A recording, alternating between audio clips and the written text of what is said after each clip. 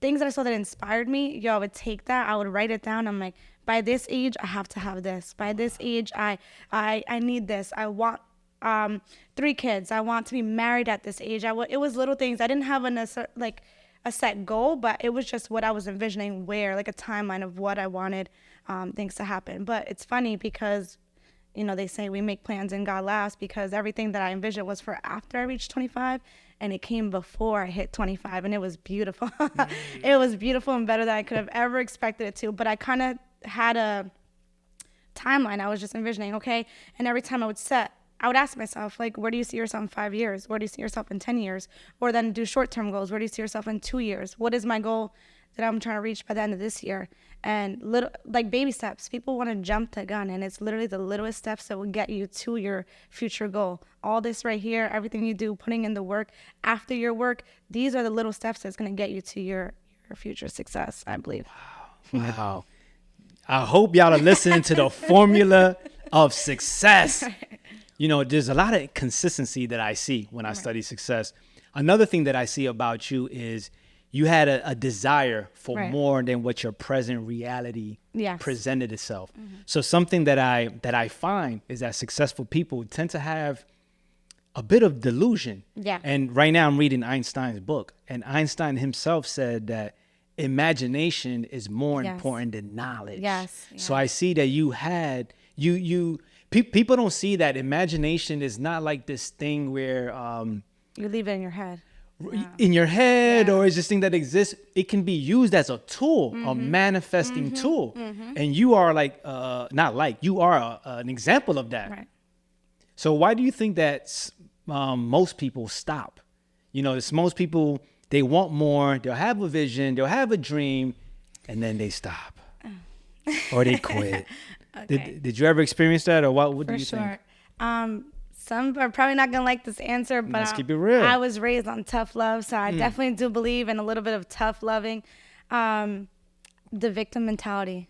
That will kill you. That will kill your dreams. That will kill your goals, because if you sit here feeling sorry for yourself, if not you, then who? Like, who's going to do your goals and your dreams for you? So I would allow myself a time frame, cry, thug it out, next day, do it again. And it would suck, because a lot of the times when I would be living in the blessings of it, I couldn't really enjoy it, because I kind of got used to that cycle. All right, you did it, cried, thug it out, it was hard, next step, next goal. So you got to find the fine lining between that. But the victim mentality, people, they tell you their stories, and truly people have it hard. They really do. But you have to make it out for yourself, because no one's going to help you. And I saw this quote one time. It was actually in the gym that I'm currently attending, and he had put on the board, the only way out is through. And that stuck with me since then. I've seen it before, and in my head, now that just makes sense. The only way out is through. You got to keep pushing no matter how hard. You can't feel sorry for yourself for a couple hours. Cry, do what you have to do. If you need to sit and watch movies or take a break from your goals for a day, do it. But the next day, you got to get back up. You have to, because if not, you're going to lose sight. It is not an easy challenge to keep up with it, but you have to.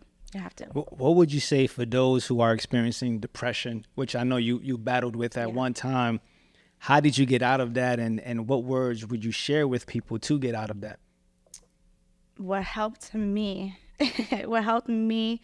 I was actually 13, around the age of 13, 14, I want to say, I started battling depression. I remember literally having suicidal thoughts, wanting to kill myself. And I'm like, I would tell myself, how can you be so depressed at 13? You haven't even fully lived life yet. What was I pressuring down on my back so hard for? If I was only 13, I was not giving myself any grace or any slack.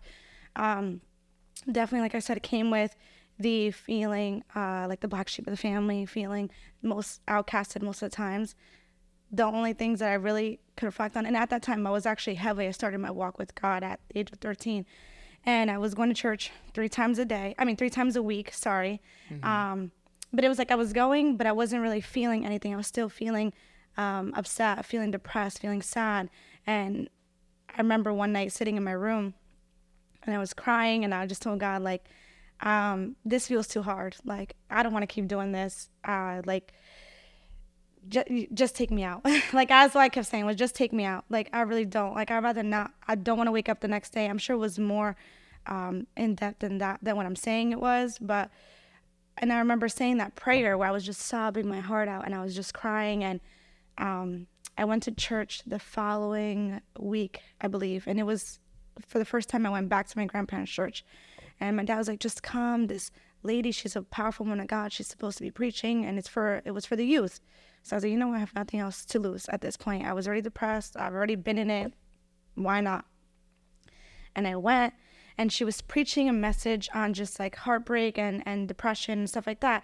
Everything she was saying was resonating with me so hard. Wow. So I'm sitting in my grandparents' church in the booth, like we're all sitting, and I'm the only one sobbing. Like it feels like tunnel vision, like nobody else was there.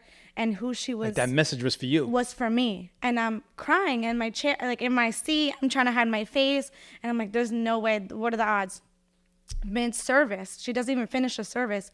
She approaches me, and she continues to finish the word and continues to speak. And everything she's speaking, she's talking to me.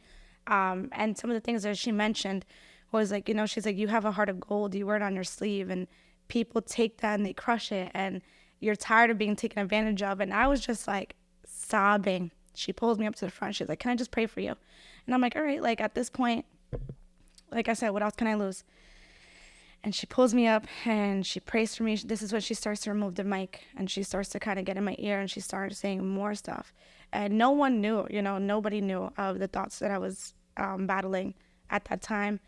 And she pulls the mic from me, and she's like, God is showing me in your room crying.